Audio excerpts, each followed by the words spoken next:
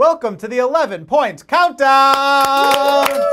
Today, we're counting down 11 comedies that deserved Oscar nominations, as voted by more than 3,000 readers on 11 points. My name is Sam, joined once again by, I don't even know how many times you guys have been here, but it's wonderful every time, the Battleship Pretension guys, Tyler and David.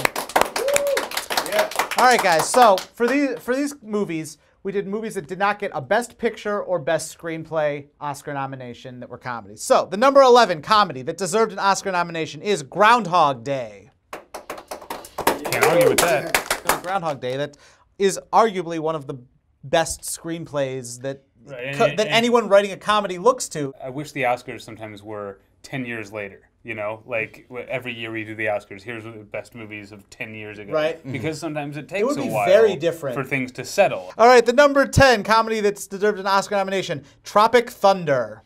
It got one Oscar nomination for Best Supporting Actor, which I'd say it deserved. Let's throw it a Best Makeup nomination, and then we're done. I've made my opinions on Tropic Thunder clear on my website, which is I actually rated it the worst movie of the 2000s. Number 9 comedy that deserved an Oscar nomination, Mean Girls. Oh yeah, it's a for what? For screenplay for sure. I actually I agree for screenplay. I think Mean Girls is a really good movie. If Juno was good enough to get a screenplay nomination, it wasn't. Then how is it? I'm perfectly happy to just kind of pivot to how terrible Juno is. I feel like people, as a nation, we started to forget. And I feel like we should never forget how terrible Juno was.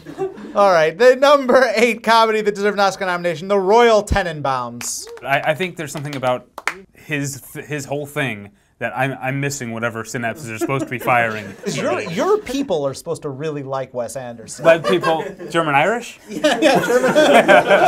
The number 7 comedy that deserved an Oscar nomination, Monty Python and the Holy Grail. So what do we think the Holy Grail should have been nominated for? Best Picture. Best Picture? Yeah. What year was it? Late 70s? I don't recall. Competing against like Ordinary People or something? Like, yeah, well, it's better than Ordinary People. It's not as funny as The Elephant Man, though. Yeah. All right, the number 6 comedy that deserved an Oscar nomination, The Big Lebowski. Sure. Okay. Oh, no, Tyler's going to be mean again now. It has gotten popular for reasons that I think are silly.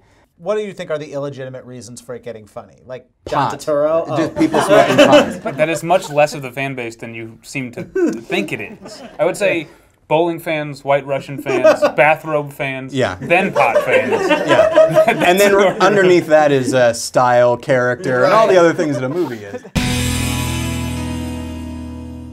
Ghostbusters. It was nominated for visual effects and Best Original Song.